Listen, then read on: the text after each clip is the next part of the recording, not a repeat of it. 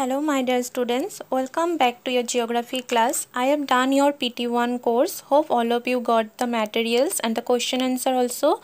So no need of writing this question answer in your copy. You just take the printout of the materials and read and learn those materials. So students, first complete your PT1 course, then you will move to your half yearly course.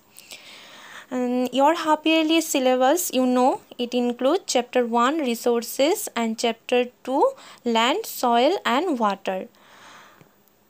So chapter 1 resources is already covered, and now I am going to start chapter 2 land, soil and water. Now this chapter basically focuses on the various resources. So you have land, soil and water resources that we will discuss in this chapter. Now as we have tried to understand the various resources, as resources are being something which is usable for human beings, and how could it be conserved it and protected is important. Now the first resource that we will be talking today is land. Land is the part of the earth's surface.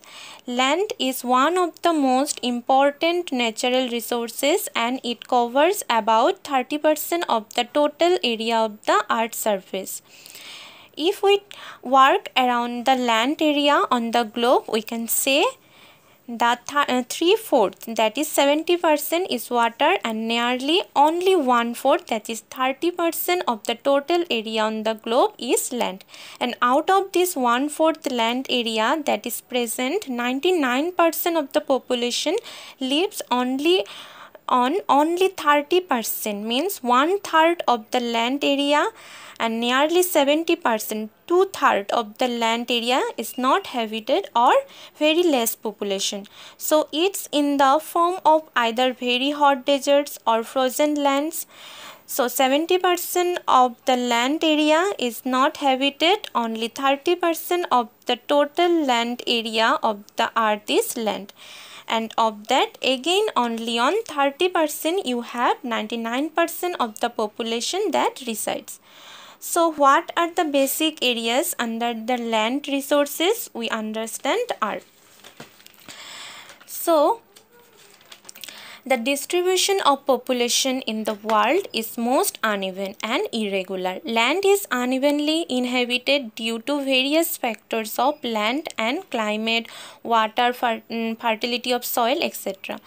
So normally the sparsely populated or uninhabited areas are because of steep slope of the mountains, rugged topography, low-lying areas affected to waterlogging, deserted areas and thickly forested areas are not favorable to human settlement.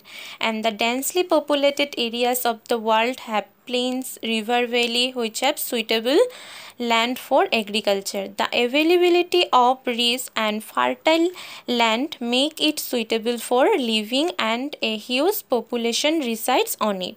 And mineral richness, water resources, fertility of soil and good topographical conditions are important. So coastal plains, lowlands and river valleys are more densely populated than rugged plateaus, hills and mountains. Now the land that is available is useful for various purposes. So I can say some of them, they do agriculture on the land, they are mining activities, industrial activities, forest activities that go on. And you build roads, houses, transportation. So all these are the various uses of land that we are seeing in our day-to-day life.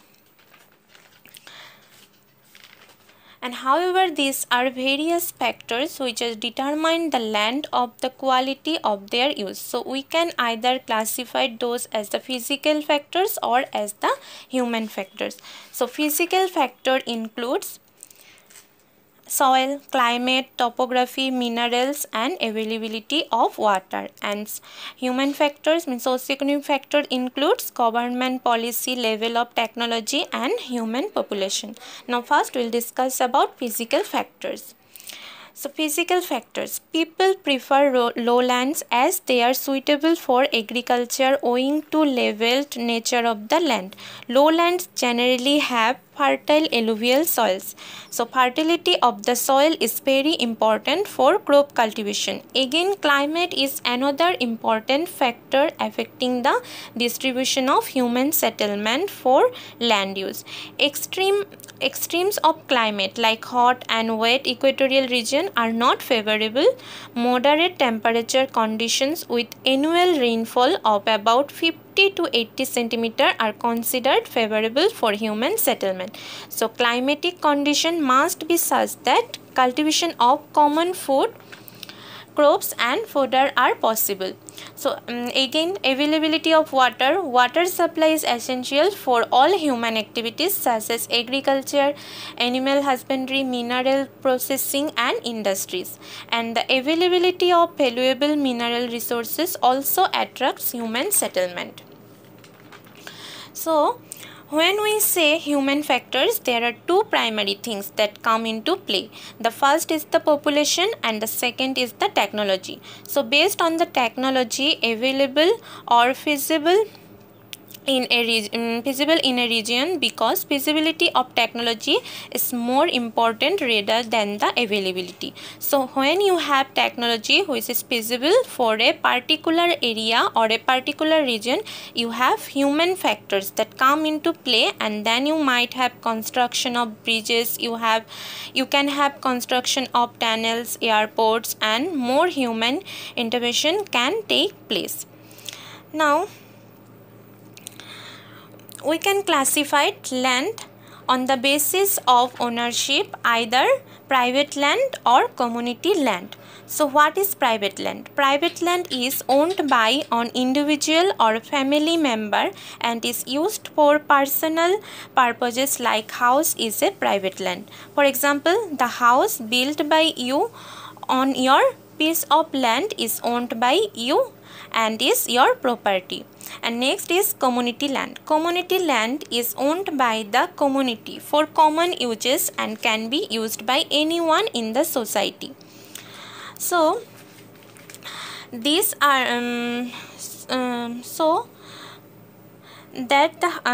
however, there are common resources. For example, a government garden or the roadways or basic amenities, then recreation, medical facilities, shopping centers, schools, temples that we use. So these are community owned or commonly used. Community is responsible for, and such resources are known as the common property resources. We also call them as CPR. Now CPR has been an important analogy in recent days, where there has been a more focus on betterment and improvement of the common property resources that exist, and the funding for these common property resources comes from the local bodies.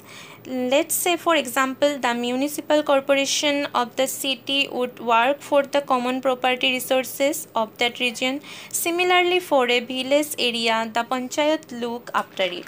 So the example of community land: the community center, club market areas, then the schools, temples, hospitals are on community lands, and the benefits are enjoyed by large number of people. Hence this is also called common property resources.